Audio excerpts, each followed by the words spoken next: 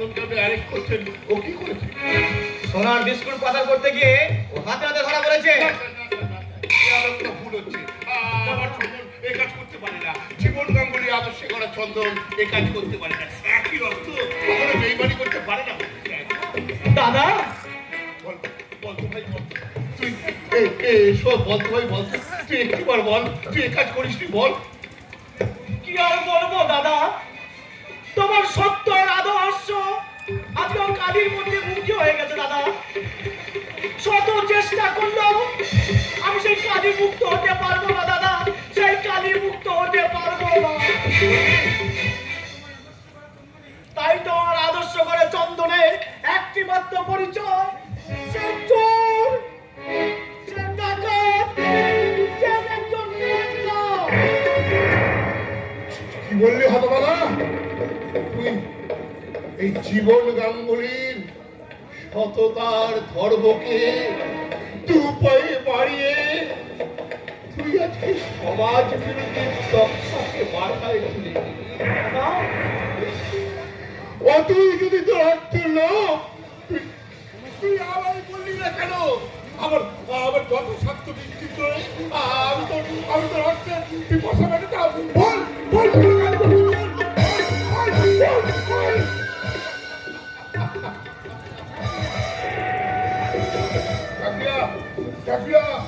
তুই তুই তুই ওই বলে দাদা বলে তুই আমায় ডাকবি না।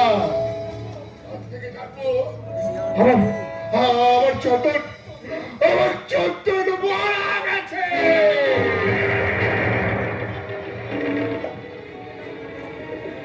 বাবু, আপনি আপনি ওকে নিয়ে যান, ওকে ওকে আমার চোখের সামনে থেকে নিয়ে গিয়ে ওকে আপনি ফাঁসিতে লটকান। ভাই ওকে নিয়ে এসো।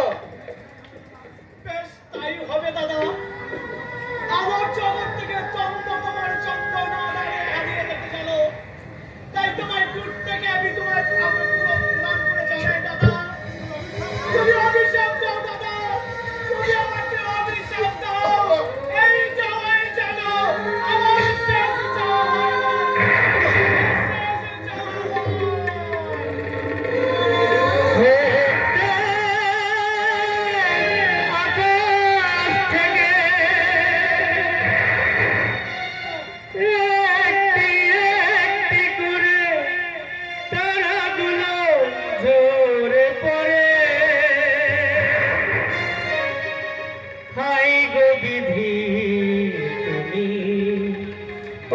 অন্ধকারে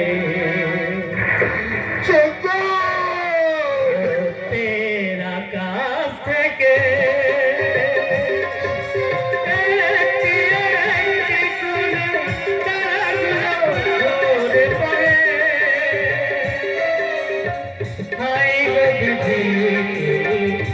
অন্ধকারে